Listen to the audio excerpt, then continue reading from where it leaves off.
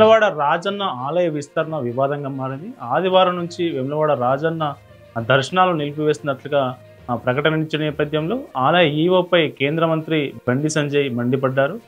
మరోవైపు ఆలయం ఆర్జిత సేవలను భీమన్న ఆలయానికి మార్చడాన్ని నిరసిస్తూ వేములవాడలో బీజేపీ శ్రేణులు ప్రభుత్వ దిష్టిబొమ్మను దగ్ధం చేశారు.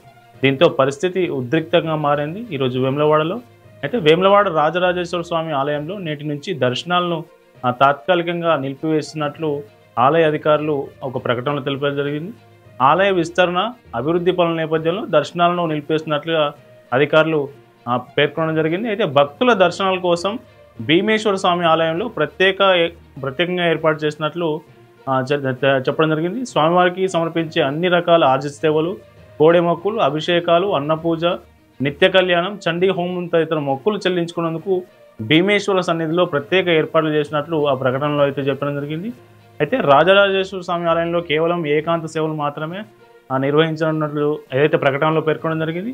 ఆలయ అభివృద్ధిలో భాగంగా భక్తులందరూ దీనికి సహకరించాలని ఆలయ అధికారులు కోరారు.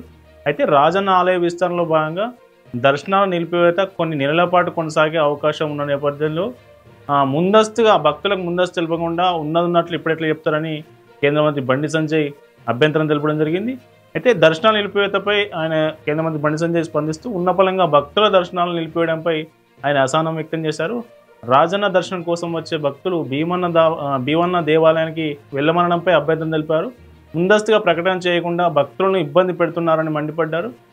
ఆలయ అధికారులకు ఈ నేపథ్యంలో బండి సంజయ్ ఫోన్ చేసి వార్నింగ్ ఇవ్వడంతో వాళ్ళు దర్శనానికి అయితే ఈరోజు అనుమతి ఇచ్చినట్టు తెలుస్తా ఉంది.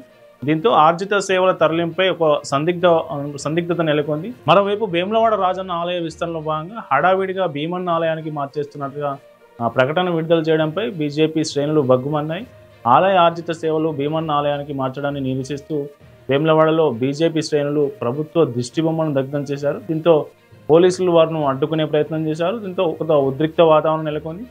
అయితే ప్రభుత్వానికి 2 రోజుల సమయం ఇచ్చారు కేంద్ర మంత్రి బండి సంజయ్.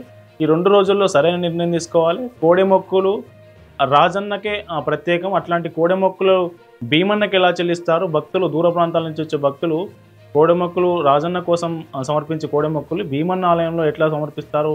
ఇట్లాంటి అన్ని అంశాలను ఆయన లేవనెత్తారు కేంద్ర మంత్రి బండి సంజయ్.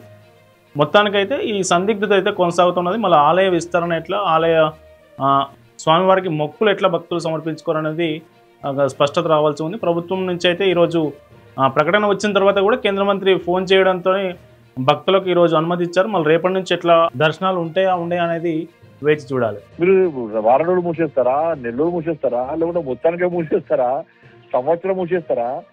ఏమీ లేకుండా మీకు గుత్తాధిపత్యము మేము ఎవ్వరు పర్మనెంట్ కాదు. బండి సంజయ్ పర్మనెంట్ కాదు, ఇలా కాంగ్రెస్ పార్టీ ప్రభుత్వం పర్మనెంట్ కాదు, నాయకులు పర్మనెంట్ కాదు. రాయలసీమ పర్మనెంట్, భక్తుల సెంటిమెంట్ పర్మనెంట్. కానీ భక్తుల సెంటిమెంట్ దెబ్బతీసే ప్రయత్నం చేస్తే ఎట్లా కొందాం ఒకసారి ఆలోచించే వాళ్ళు. అకస్మాత్తుగా మేము చెప్పింది నడుస్తుంది, మేము చెప్పింది నడిపించాలని చెప్పి ఆలోచనతో వెంటనే ఇప్పుడే ప్రకటించి రేపటి నుంచి బంద్ చేస్తున్నామంటే ఎట్లా కొందాం చెప్పండి. మన కోడె మొక్కులు రాజన్న మొక్కుతుంది తప్ప భీమన్న మొక్కుతావా? కోడె మొక్కులు అంటేనే రాజన్నకు, భీమన్న మొక్కుతావా మనం?